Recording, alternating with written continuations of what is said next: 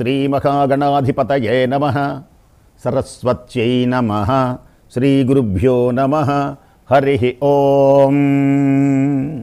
లక్ష్మీనారాయణుని దివ్యచరణారవిందములకు శతసహస్ర కోటి ప్రణామములు సమర్పిస్తూ శ్రీదేవి వైభవమునందు అష్టలక్ష్మి అమ్మవారి యొక్క వైభవాన్ని తెలుసుకుంటూ ఉన్నాం.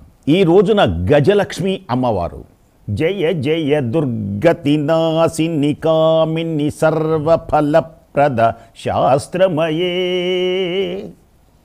జయ జయ దుర్గతి నాశిని కామిని సర్వఫలప్రద శాస్త్రమయే.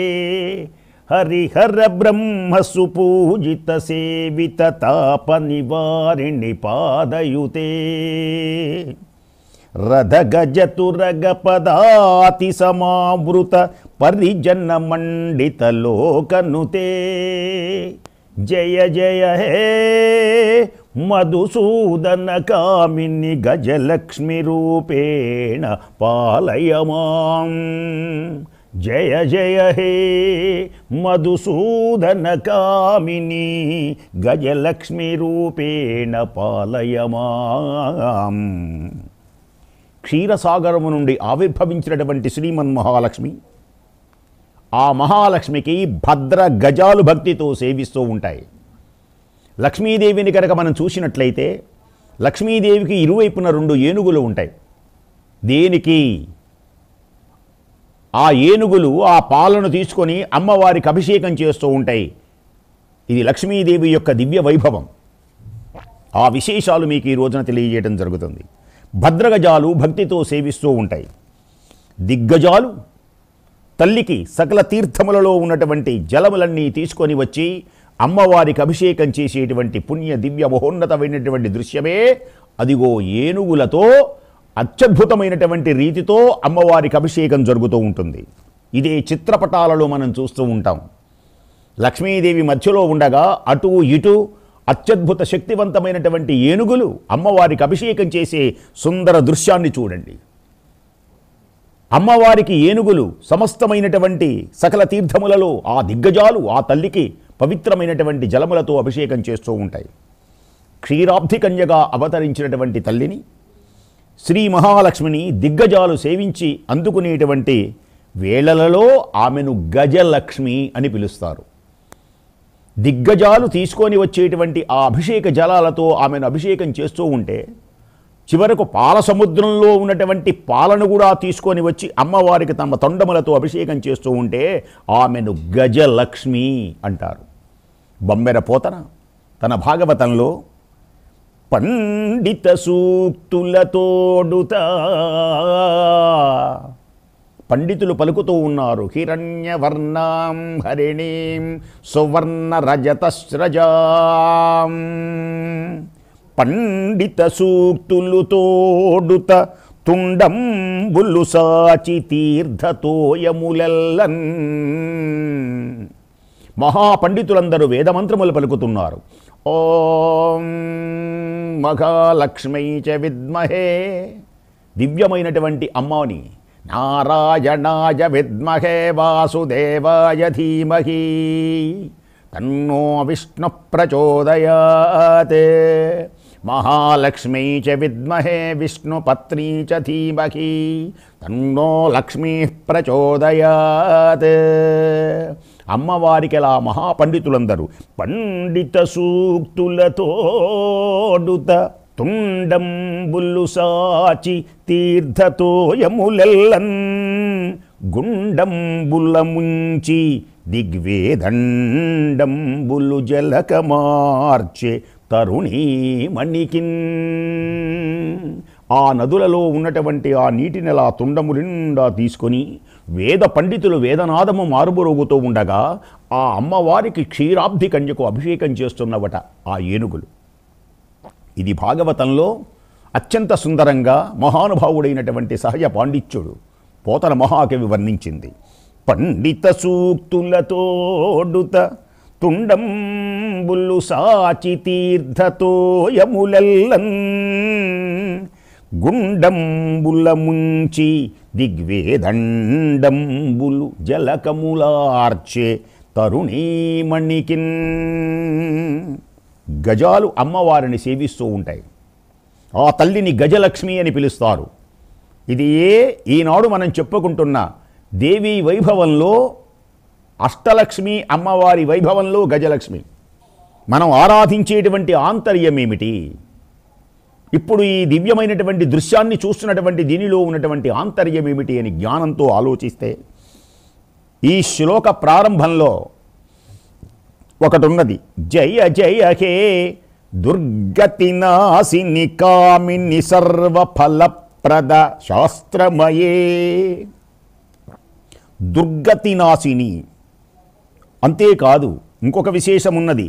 హరిహర బ్రహ్మ సుపూజిత సేవిత తాప నివారిణి పాదయుతే. దుర్గతి నాశిని, తాప నివారిణి అని కూడా ఉన్నది.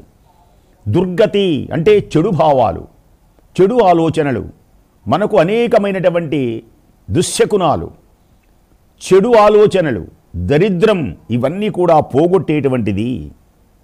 మనం కష్టాలు కలిగినప్పుడు తాపం చెందుతాం. అసలు తాపత్రయములు అని ఉంటాయి వేదాంతంలో. ఆది దైవిక, ఆధ్యాత్మిక, ఆది భౌతికములు.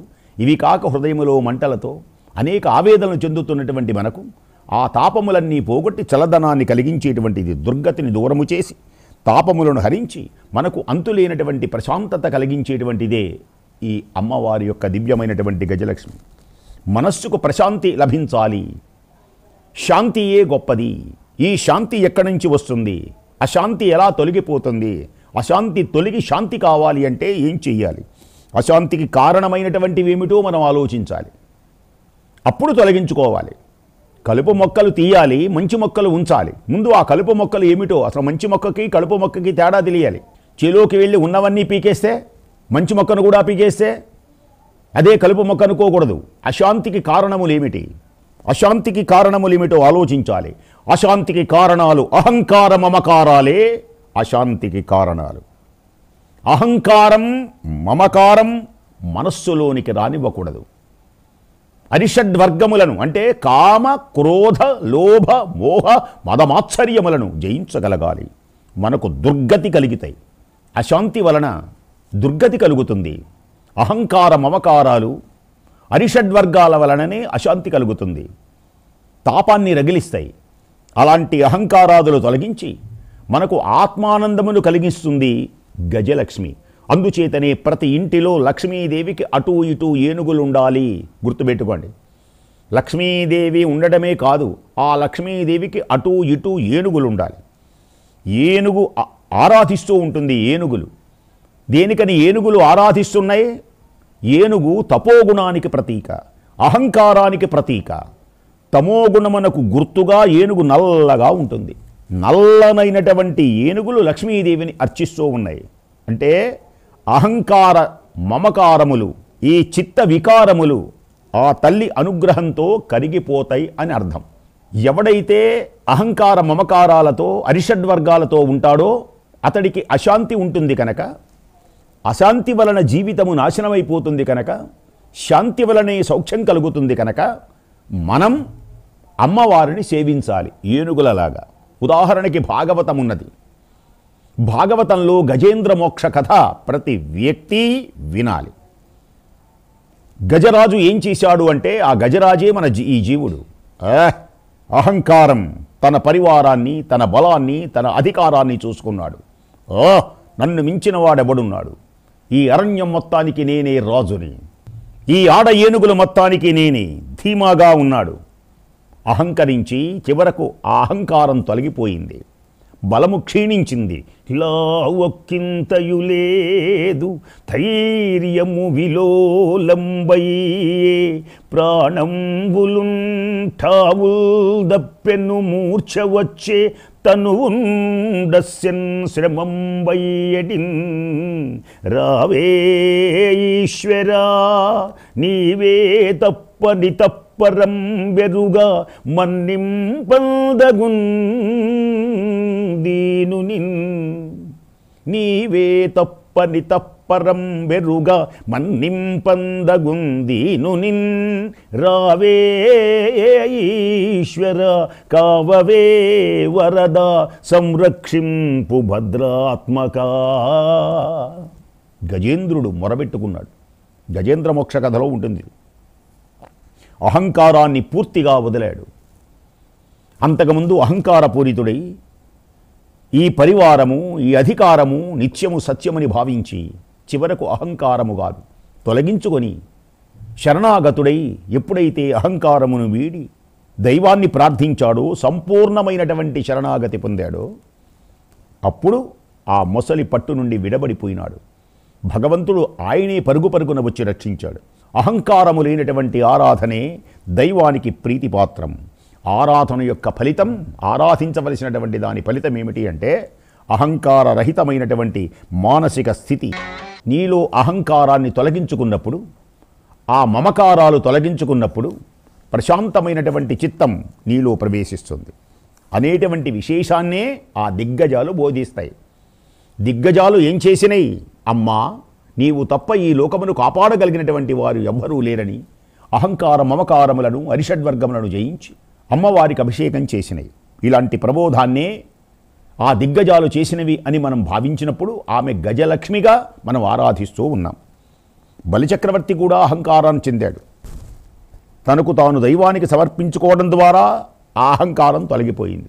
బలిచక్రవర్తి కూడా పరమేశ్వరుని, ఆ నారాయణుని దానమిచ్చి అహంకారాన్ని తొలగించుకొని చివరకు చిరంజీవి అయినాడు. మూడవ పాదాన్ని తన తల మీద కాదు అహంకారం మీద ఉంచమన్నాడు. అహంకారం తల అన్నమాట. ఎరా తల పొగరెక్కిందా తల్లో అంటాం. పొగరు తల్లో ఉంటుంది. ఆ తల మీద గనక పాదం గనక మోపితే ఆ అహంకారం తొలగిపోతుంది. అందుకని తల మీద పెట్టాడు. దేనికని మనం తల ఉంచి పాదాభివందనం చేయాలి అంటే ఇక్కడ ఉన్నటువంటి అహంకారాన్ని అక్కడ పెట్టేస్తామన్నమాట. అందుకని సాష్టాంగ నమస్కారాలు చేయమంటారు. పాదాక్రాంతం మహత్తరమైనటువంటి సత్యాలు మనకు గోచరమవుతాయి. అందుచేతనే శ్రీదేవి వైభవాన్ని వినాలి. ప్రతిరోజు మనం వింటున్నాం. ఎన్ని జ్ఞాన విశేషాలు మనం తెలుసుకుంటున్నాం జాగ్రత్తగా గనక మనం విన్నట్లయితే. అత్యద్భుత ఆనందకరమైనటువంటి ఆదిలక్ష్మి. గజాంతమైశ్వర్యం సంప్రదాయం ఉంటుంది. మానవుడి యొక్క కోరుకునేటువంటి సంపదలని పెరిగి పెరిగి పెరిగి పెరిగి వాహన సంపద గజం, ఏనుగులు ఎక్కువ ఎక్కడ ఉంటే అక్కడ బాగా ఐశ్వర్యం ఉన్నది అని అర్థం. ఏనుగులు. అందుచేతనే గజలక్ష్మి. మనం కూడా సన్మానాలు పొందుతారు. ఒక దండ వేస్తారు, సన్మానం. శాలువా వేస్తారు, సన్మానం. కారులో తీసుకువెళ్తారు, సన్మానం. రథం మీద ఎక్కిస్తారు, సన్మానం. ఏనుగు మీద ఎక్కిస్తే గజారోహణ బిరుదాంకితుడు. ఏనుగు నెక్కినాము, ఏనుగు నెక్కినాము, బుధవర్గము మ్రొక్కగ నిక్కినాము అంటారు తిరుపతి వెంకట కవులు. మేము ఏనుగు ఎక్కి అందరూ నమస్కారం చేస్తుంటే ఆహా మమ్మల్ని చూడండి మేము కొంచెం పొంగిపోయినాం అంటారు వాళ్ళు. అంటే ఏనుగు కూడా గజం ఐశ్వర్యానికి సంకేతం. గజం ఐశ్వర్యాలలో శ్రేష్టమైనటువంటిది గజం. సకల శ్రేష్టమైనటువంటి సకల ఐశ్వర్యములు శక్తి స్వరూపిణైనటువంటి గజంలో అమ్మవారు గజలక్ష్మిగా అనుగ్రహిస్తుంది. అంటే గా జం, గా జం, గా కొంచెం గ్యాప్ ఇచ్చి జం అనండి. తాత్విక రహస్యాన్ని చెబుతాను వినండి. గా గమనశీలమైనటువంటి జడప్రాయమైనటువంటి లక్షణం గజం అని అర్థం. దీనిని తిరగవేస్తే జగం. గజమే జగమే అన్నమాట. గజాలు అమ్మవారిని సేవిస్తూ ఉన్నాయంటే సంస్కృతంలో ఒక అలవాటు ఉంటుంది, వెనక నుంచి మాట్లాడటం. హంస అన్నాం అనుకోండి సోహం అంటాం. సింహం అన్నాం అనుకోండి హింస. కొన్ని కొన్ని అనులోమ విలోమములు ఒక్కొక్క పదానికి మనకు మంత్రశాస్త్రంలో కూడా చెప్తారు. అనులోమ విలోమములు అంటే గజము సేవిస్తున్నది అంటే ఇప్పుడు మహాభారతానికి జయం అని పేరు. జ య జ తిరగవేస్తే జయం. అదొక విశేషం చెప్తాం, భారతం చెప్పినప్పుడు చెబుదాం. జయం అనే పదం ఎందుకు వచ్చిందో, ఎలా మాట్లాడారు, ఎందుకని వచ్చింది. ఇక్కడ కూడా గజము కాస్త జగం. సమస్తమైనటువంటి జగములన్నీ అమ్మవారిని సేవిస్తున్నాయి అని అర్థం. గజలక్ష్మి అంటే ఆరాధ్య పరమాశక్తి సర్వైరపి సురాసురై. ఇది దేవీ భాగవతం. అంటే సమస్తమైనటువంటి దేవతా సమూహమందరూ కూడా అమ్మవారిని సేవిస్తూ ఉన్నారు. పరాశక్తిని ధిక్ ధిక్ ధిక్ ధిక్ చ తజ్జన్మయో న పూజయతే శివాం. తల్లిని పూజింపలేనటువంటి వారికి జన్మ ముమ్మాటికి వ్యర్థం. లక్ష్మీదేవిని ఆరాధించినటువంటి వాడి జన్మ వృధా. లక్ష్మీ అనుగ్రహాన్ని పొందనటువంటి వ్యక్తి యొక్క జన్మ వృధా. అన్ని పుణ్యక్షేత్రాలు ఆగమశాస్త్రాలలో ఆలయ మర్యాదలను అనుసరించి బ్రహ్మోత్సవాలు నిర్వహిస్తూ ఉంటారు. ఈ బ్రహ్మోత్సవాలలో వాహన సేవలను ఉంటాయి. బ్రహ్మోత్సవాలలో ఏ బ్రహ్మోత్సవాలైనా ఈ ఉత్సవాలలో ఒకనాడు తప్పనిసరిగా గజవాహనం పైన ఊరేగించేటువంటి ఒక సంప్రదాయం ఉన్నది. మనకు వెంకటేశ్వర స్వామి వారు, అలాగే రకరకాలైనటువంటి ఏ స్వామివారైనా ఈ వాహన సేవలలో హనుమత్ సేవని, గరుడ సేవని. ఇప్పుడు వెంకటేశ్వర స్వామి వారు ఉన్నారు. తిరువీతుల మెరసే నీ దేవదేవుడు, గరిమల మించిన సింగారములతో తిరువీతుల మెరసే నీ దేవదేవుడు, తిరుదండలపై నేగే దేవుడిదే తొలినాడు, సిరులా రెండవ నాడు శేషుని మీద. తిరుదండలపై నేగే దేవుడిదే తొలినాడు, సిరులా రెండవ నాడు శేషుని మీద. మురిసేనా మూడవ నాడు ముత్యాల పందిరి కింద, పురినాలుగో నాడు పువ్వు కోవెలలోన, తిరువీధుల మెరసే నీ దేవదేవుడు. ఈ దివ్యమైనటువంటి వాహనములలో గజ వాహన సేవ. గజం ఇందాక చెప్పుకున్నామే మనం, జీవుల యొక్క అహంకారానికి ప్రతీక. ఆ ప్రవృత్తిని ఒదిగిపోయి అహంకారాన్ని తొలగించుకొని నీవే తప్ప నితప్పరం వెరుగ మన్నింపందగుందీను నిన్. నీవు తప్ప నాకు గతి లేదు అని సర్వస్య శరణాగతి, సర్వస్య శరణాగతి. ఎవరైతే అలా అనుకుంటారో, అలా అహంకారాన్ని అణుచుకొని అహంకారాన్ని ప్రక్కకొనెట్టి పోగొట్టుకున్నటువంటి జీవుడే స్వామికి వాహనంగా మారినటువంటి గజం. అంటే అహంకారాన్ని తొలగించుకోవాలి. అలాంటి గజాలను సేవించుకునేటువంటి అమ్మ ఆ దివ్యమైనటువంటి తన్ను సేవించినటువంటి వారికి అహంకారరహితమైనటువంటి ప్రశాంత స్థితిని అమ్మవారు కలిగిస్తుంది. లక్ష్మీదేవి అనుగ్రహం పొందినటువంటి వాడు దరిదాపుగా ఓర్పుగా ఉంటాడు, అహంకారం లేకుండా ఉండాలి. ధనము పొంగుతున్నప్పుడు వినయం ఉండాలి. ఆ వినయమే గజలక్ష్మి అంటే. అందుచేతనే మన ఇనపెట్టెల మీద ఏనుగులతో ఉన్నటువంటి మధ్యలో లక్ష్మీదేవి ఉంటుంది. మామూలు లక్ష్మీదేవి సరే, పువ్వులో ఉన్న లక్ష్మీదేవి కాదు. ఏనుగులతో ఉన్న లక్ష్మీదేవి మన ఇనపెట్టె దగ్గర ఉండాలి. సరే, పువ్వులో నుంచున్నటువంటి లక్ష్మీదేవి కొందరిళ్లలో ఉంటుంది. ఏనుగులతో దేనికి ఉండాలి అంటే ఆ ధనాన్ని చూస్తున్నప్పుడు ఆ ఇనపెట్టెల్లో మనకు ధనాన్ని దాచిపెట్టుకుంటూ ఉంటాం. దాచిపెట్టుకుంటూ ఉన్నప్పుడు అహంకారము లేకుండా, అమ్మా ఏ జన్మలో ఏ పుణ్యం చేశానో ఈ ధనాన్ని సంపాదించే అదృష్టం కలిగింది తల్లి, ఇవి సద్వినియోగపరిచి అహంకారము లేకుండా నాలో వినయాన్ని కలిగించు అని ఆ అమ్మకు నమస్కారం చేసుకొని ఇనపెట్టె తెరవాలి. అందుకని తప్పనిసరిగా మన ఇనపపెట్టెల మీద లక్ష్మీదేవి అటు ఇటు ఏనుగులతో ఉన్న లక్ష్మీదేవి ఉండాలి. బ్రహ్మాండ పురాణములో భండాసురుడు అని పేరు కలిగినటువంటి ఒక వ్యక్తి లలితాదేవి అమ్మవారి మీదకి దండెత్తి వస్తాడు. భండాసురుడు. చతురంగ బలాలు వస్తాయి. ఆ గజదళానికి అధ్యక్షురాలు ఒక ఆమె ఉంటుంది. ఆ గజదళానికి అధ్యక్షురాలు సంపత్కరి అనేటువంటి దేవత. భండాసుర యుద్ధంలో అమ్మవారి తరఫున సంపత్కరి, సంపదలను ప్రసాదించేటువంటి లక్ష్మీదేవి. ఈ అంశతో అక్కడ కార్యక్రమ తమ బాధ్యతను నిర్వహిస్తుంది. అలాంటి శక్తివంతమైనటువంటిది. అందుచేతనే యా దేవీ సర్వభూతేషు దాంతి రూపేణ సంస్థిత. ఓర్పు ఉండాలి, ఇంద్రియ నిగ్రహం ఉండాలి. దాంతి, శాంతి అంటే అర్థమైంది. దాంతి అంటే దమము దమము శాంత శమ దమాది శాంత శమ దమాది నియమ సంపత్తి అంటారు. శమము దమము అంటారు. శమము అంటే ఓర్పు, దమము అంటే ఇంద్రియ నిగ్రహం. అందుచేతనే దమం ఇంద్రియ నిగ్రహం దేవతలకు అనుగ్రహించాడు. ఇంద్రియ నిగ్రహంతో ఉండండి అని. మానవులకు దానం చెయ్యండి అన్నాడు. రాక్షసులకు దయ కలిగి ఉండండి అన్నాడు. 3 దకారాలు చెప్పారు. రాక్షసులందరూ మీ దగ్గర లేనిదేమిటి అంటే దయ. ఆ దయను అలవాటు చేసుకోండి. దేవతల దగ్గర ఏది తక్కువ అంటే దమము, ఇంద్రియ నిగ్రహం తక్కువ.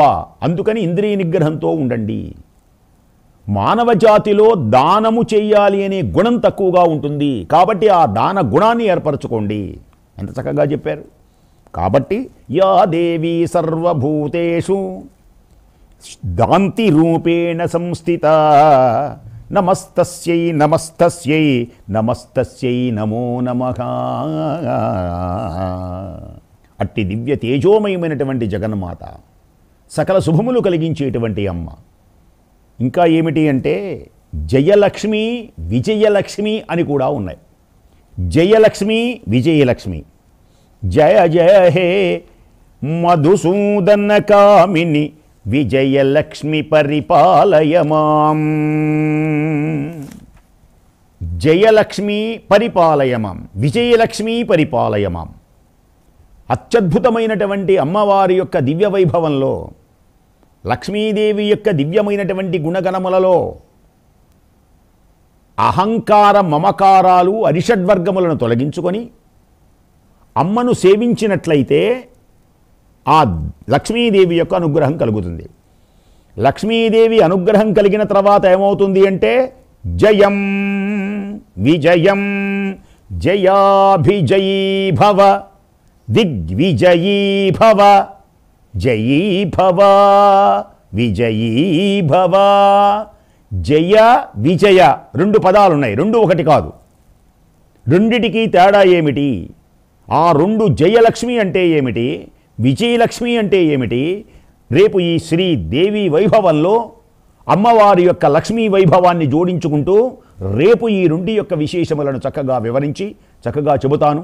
అందరూ కూడా ఆ జగన్మాత యొక్క దివ్య అనుగ్రహాన్ని పొంది సకల శుభములు అష్టైశ్వర్య భోగభాగ్యములు పొంది సుఖ సంతోషములతో ఉండెదరుగాక. సర్వమంగళ మాంగళ్యే శివే సర్వార్థ సాధికే శరణ్యే త్ర్యంబకే దేవి నారాయణి నమోస్తుతే.